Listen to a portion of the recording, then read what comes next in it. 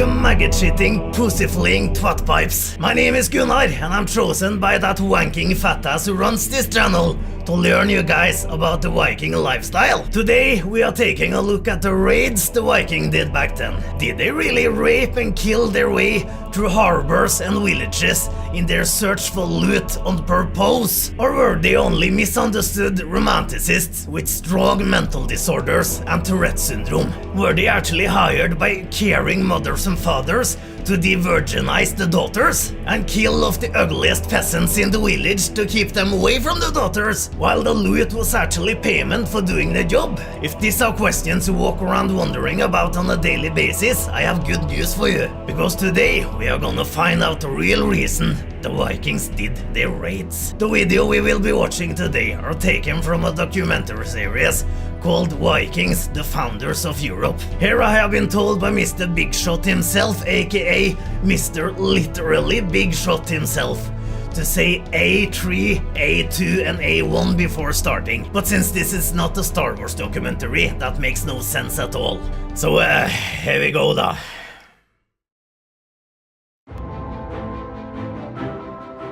We owe much to the ancient Greeks.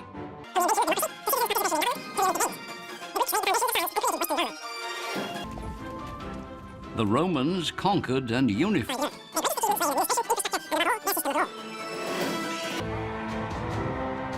The Vikings stormed onto the world stage as raiders from the sea, but they went on to build a vast network of trade, and they were the first to discover America. You hear that, Columbo? By the time you came to America, we had already added our genes in the population that met you, and the genes were so strong they are still living our lifestyle today. They didn't get that from being a civilized European twat like you.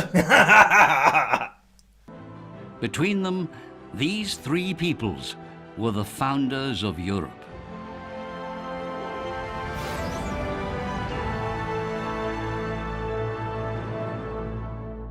Once they were dreaded, but the achievements and discoveries of the Northmen helped shape modern Europe. Yeah, if it wasn't for the Vikings, we would never have great Scandinavian inventions like the spray box and GSM.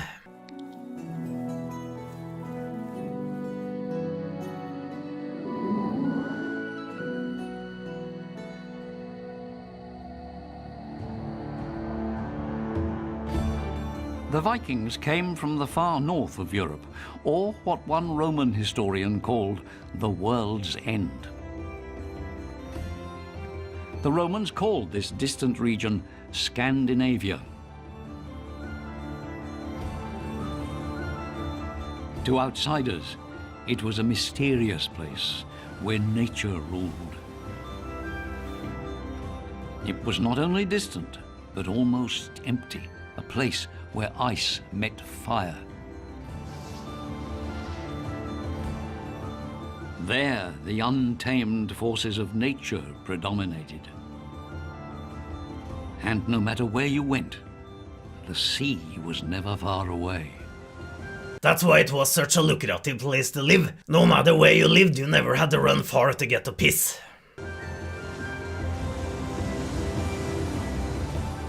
The Scandinavian coasts, comprising stretches of today's Denmark, Norway and Sweden, were the homeland of the Vikings. When the Northmen set out in their longships, they terrorized much of Europe.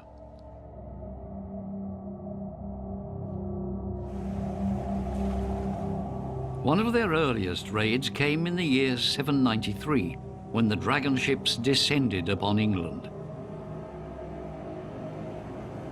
Their objective? A monastery on the island of Lindisfarne, an important place of pilgrimage off Northumberland. A monastery filled with monks is not what I would call a good rape strategy.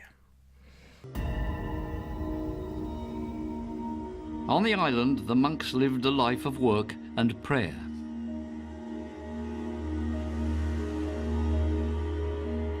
These pious men were rich and peaceful. Peaceful people, they have to hang the guy on a big pole in the middle of the floor there. They defended their treasures with words, not weapons.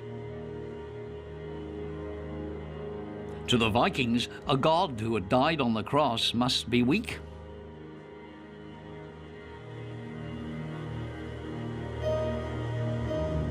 He must be a god who was unable to fight or protect his people. He must have hanged there for quite a while as well. So the treasures of the monastery were there for the taking.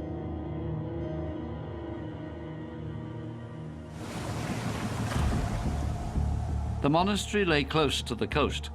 Once the ships had reached the shore, the raiders would fall on their victims immediately, without warning and without quarter. That was the typical Viking strategy. Long-term plans were not for them.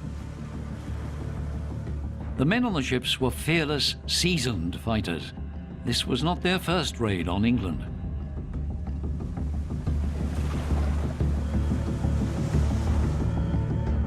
The treasures of the English church drew them like a magnet.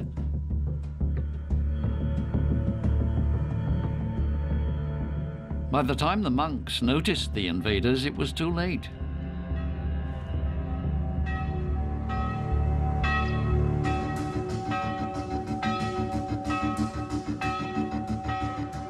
With their attack on the Abbey of Lindisfarne, the Vikings opened a new chapter in world history. No sooner had the monks seen the Viking... Who the fuck is this cotton swab da? No sooner had the monks seen the Viking ships on the horizon than the warriors would have been here, standing at the monastery. For the monks, this would have been a traumatic experience. Many of them saw it as a sign of worse to come, and they were right. The raids continued until eventually the monks were forced to abandon the monastery.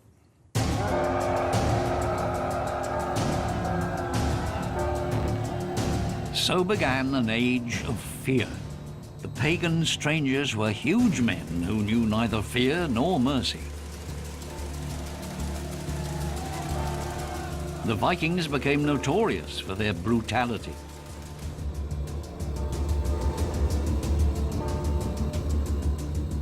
Worst of all were the berserkers, wild men who worked themselves into a frenzy of slaughter.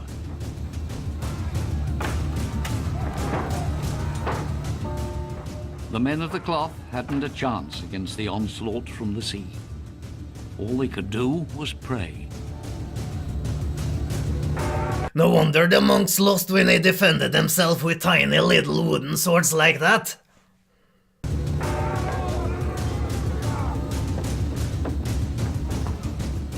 Most of the monks were killed on the spot. Any who survived were enslaved. The booty made the raiders powerful and famous in their homeland.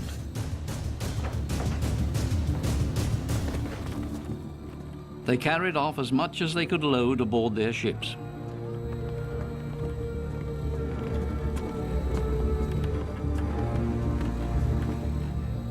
Behind them, they left death and destruction. The poor guy is still hanging there. They could at least have killed him off before they left.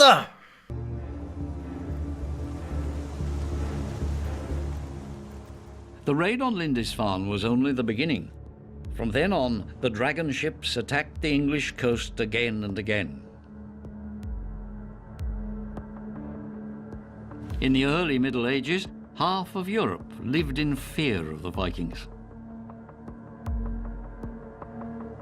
They were the most successful warriors of their time, yet their personal equipment was nothing special. That's a gene I could be without. Hardly any of them had chain mail, nor were their weapons exceptional. Oh, weapons and armor, yeah. That's not genetic at all.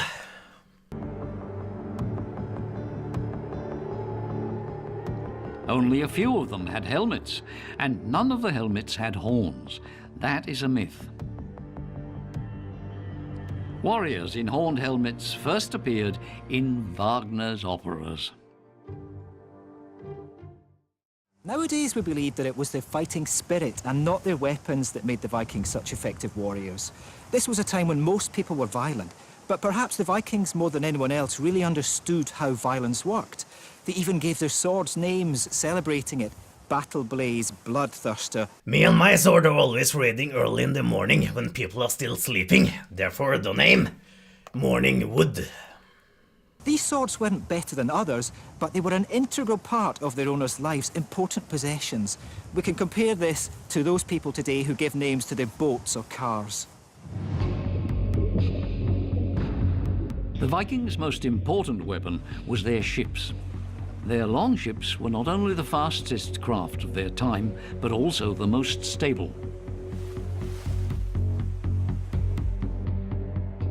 From the coasts of Scandinavia, the Vikings sailed to the Baltic, to England, the Rhineland, France, Spain, and Italy. They descended upon cultural and trading centers wherever there were coasts or navigable rivers.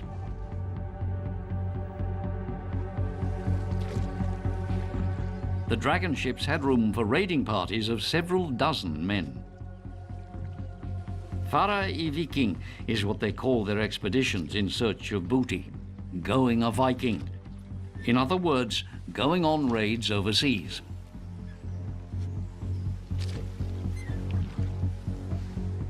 But there was another, more peaceful side to the Vikings. The next time we look at the Viking lifestyle, we will learn more about that peaceful side they call trading. And next week we will continue to learn more about Norse mythology and how, according to the Vikings, the world was created. Until then, you have a week filled with pointless content made by the host. If you're lucky, he will get so fat by the end of the week that his feet collapses on him when he is walking down the stairs, making him fall down and die. Farewell everyone, farewell! My name is Gunnar, and I'm chosen by that wanking fat ass who runs this channel to learn you guys about the wanking lifestyle.